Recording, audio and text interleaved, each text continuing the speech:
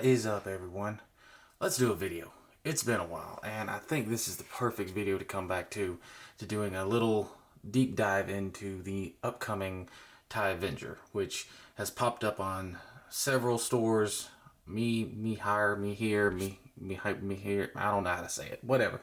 Popping up in the Midwest, popping up in a few other places. I know that the Amazon releases are supposed to come out next week or the next, something like that. Anyway, I was able to get one early. I paid a little too much for it, but the guy was very nice working with me. Very, very quick shipping, and it's a ship that I absolutely love. So, talking a little bit about it really quick. I know Kevin Tanner already did an excellent review. He went over, all the ins and outs of it. I mean, the thing just looks phenomenal. Got the very nice clicky on the heavy blaster cannon right there. The whole top of the cockpit just comes right off, and you've got a very, very spacious interior. I mean, a seat, you've got a little clear figure stand in the back for somebody to stand up. The display area, which I don't know how well that's going to come through, but the display area in there, like for the heads-up display and everything, looks awesome. You've got the rear window that really comes out very nicely. The engines, the ramp actually kind of slides out and pops into place so that so it looks more authentic to what we saw in Andor, and little difficult to get back in. In terms of, if you want to customize this thing, I think you could probably take this tab off pretty easily and still be able to pop that down. There's enough like of a panel right there that you can grip your fingernail onto it and pop it down without having to use that tab. The cockpit I think would be a little bit more difficult. I would be afraid of like scratching the paint off over time, but because it's just, there's nothing to grip onto. You could try to grip down there. I don't know how easy it's going to be. I'm probably still going to try to take this off. Obviously this is a common, so I'm not too worried about it. It's not like this is a chase that I'm chasing forever in a day, but I mean, you could maybe take that off and make it work. I'm not too sure. Ball joint on the bottom. Luckily I've already got several stands, 3D printed and the regular ones that work with this. These things are beginning to get a little too flimsy. The tolerance is very tight, so when you put it in there, it could easily break off. No jokes, please. You could easily break it off, though. I mean, it's a very tight fit. Again, no jokes. Detail-wise, it's not printed. It's molded in a very nice gray color. The mold is just awesome. I mean, little rivets down there, the interior of the wings, and then you've got all of the detail that they add. A little bit of flash right there, something on the blaster cannon, but like the little lights that it has, the small rockets, the larger missiles or rockets on the side, the blaster cannon, obviously, the grill details right there. These little pieces that, if you recognize this shape, this is actually from a Panzer III underneath one of the vents on the back of the engine, and this is a shape that was used a lot in Star Wars. The TIE Interceptor has these on the interior of the wing on this side, and on this side, like on the inside of each wing are those little shapes, as well as on the lower part right behind where the blasters are on the slave one. Like, there's that little shape that's right there. They use that a lot. But I've always loved the TIE Avenger. I loved the old version of it, obviously, and I love the new version. It's perfect for what it is, and it's a weapons test bed. It's not like they were going to put this into production, not as is. It was to test out all of these different weapons in different configurations, and obviously there's enough room in there for like a pilot, and then probably like some kind of technician to record flight data and stuff like that. But I really like what they did with the design. It keeps the look of what the TIE Avenger used to be, but it just expands it, and it makes it sleeker and I think cooler. For paint job, this is nice because it's an entirely clear part that's painted.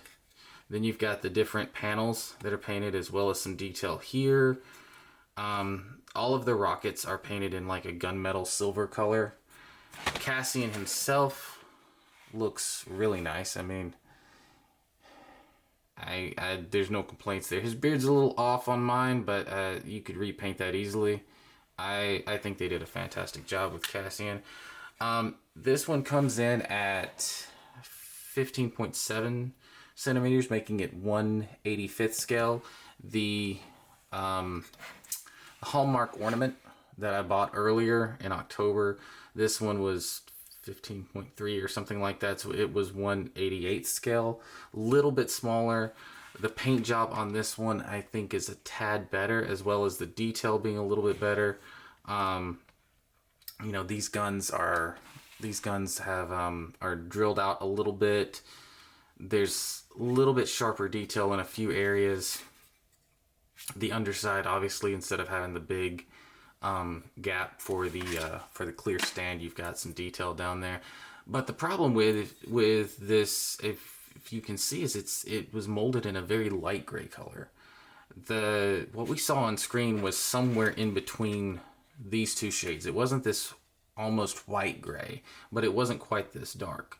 Personally, though, I think I like this dark gray a little bit more. This has a bluish tint to it already.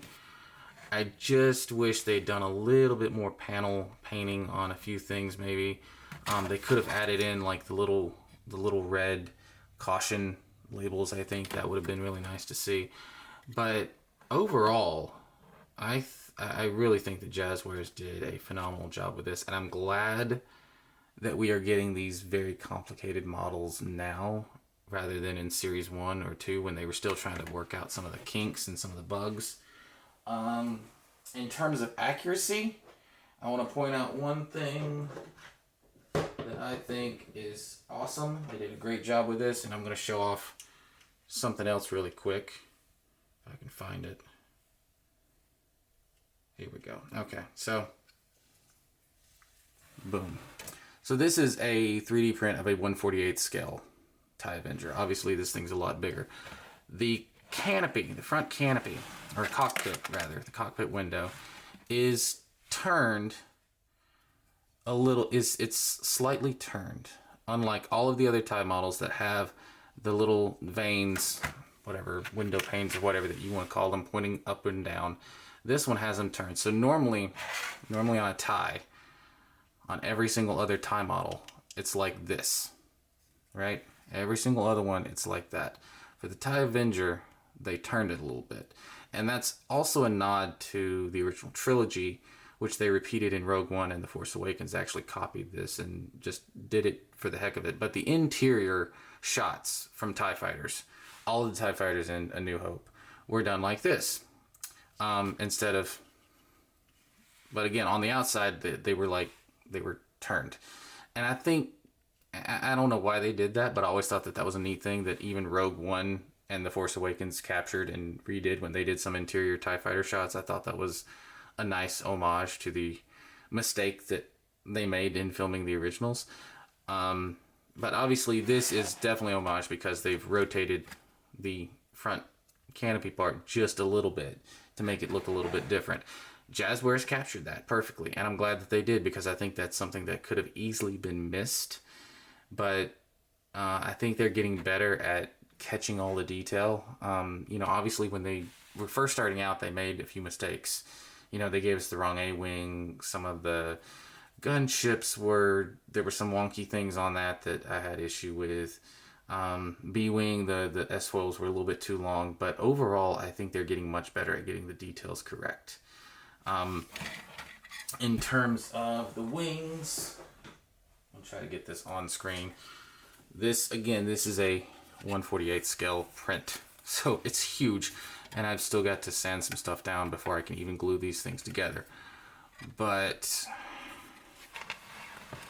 if you look, let's try to zoom out a little bit. If you look here, a little bit tighter in here, wider back here, there are those pieces again. Those pieces from the Panzer III that they've replicated perfectly. Same thing on the Jazwares model. Right there. It's underneath the gun right there. I'll flip it around. But,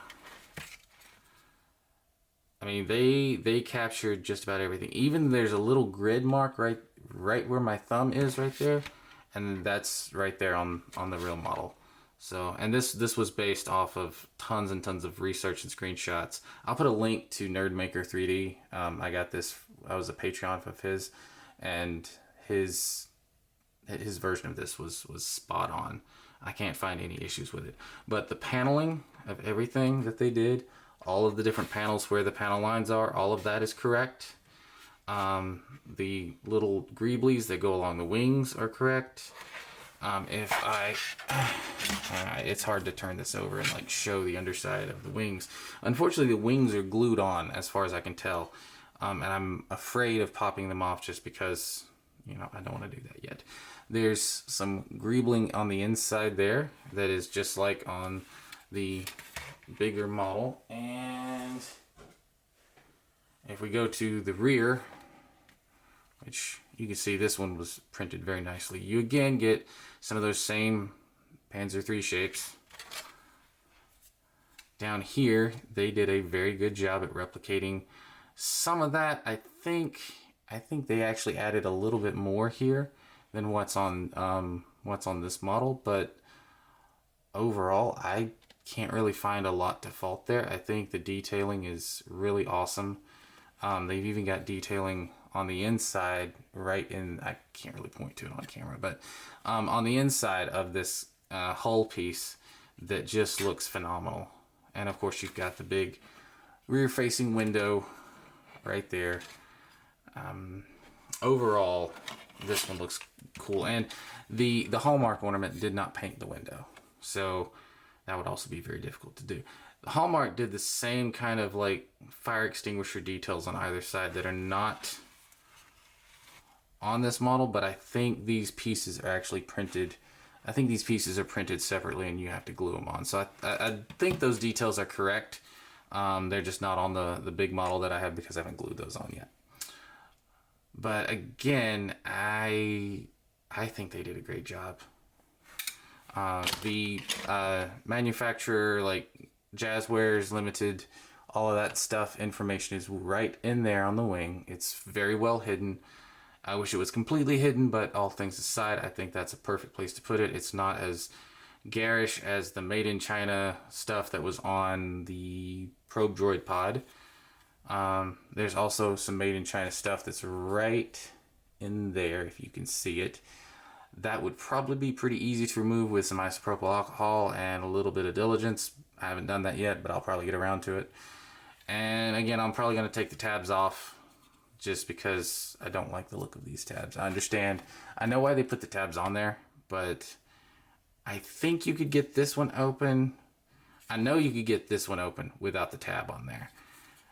This one I'm kind of worried about. But again, this is a common release. Once it hits Amazon, it's probably going to be permanently available for a very long time. And I'll recommend anyone, if you want to, head over to Kevin Tanner's store on Etsy and get one of his ball joint stands, because the one that comes with this is tiny.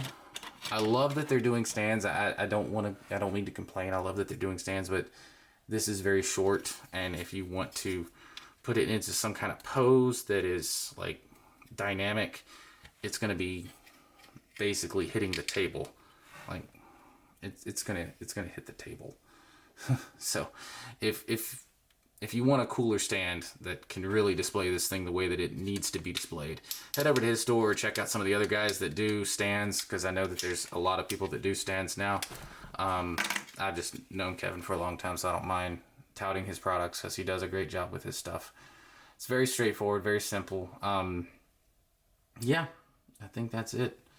There's not much more I can say. If I can figure out how these things are glued on there, I may try taking the wings off too. I'm not too sure if I want to do that or not, but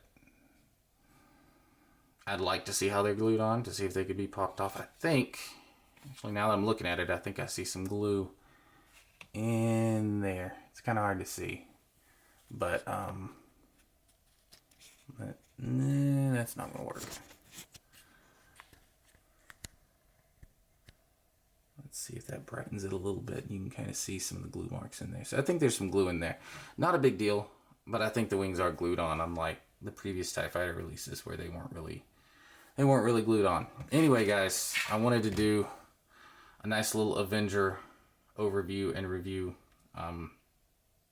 This is one of the best releases I think they've done, especially in terms of the mold. It's very, very complicated, and it's spot on perfect as far as I can tell.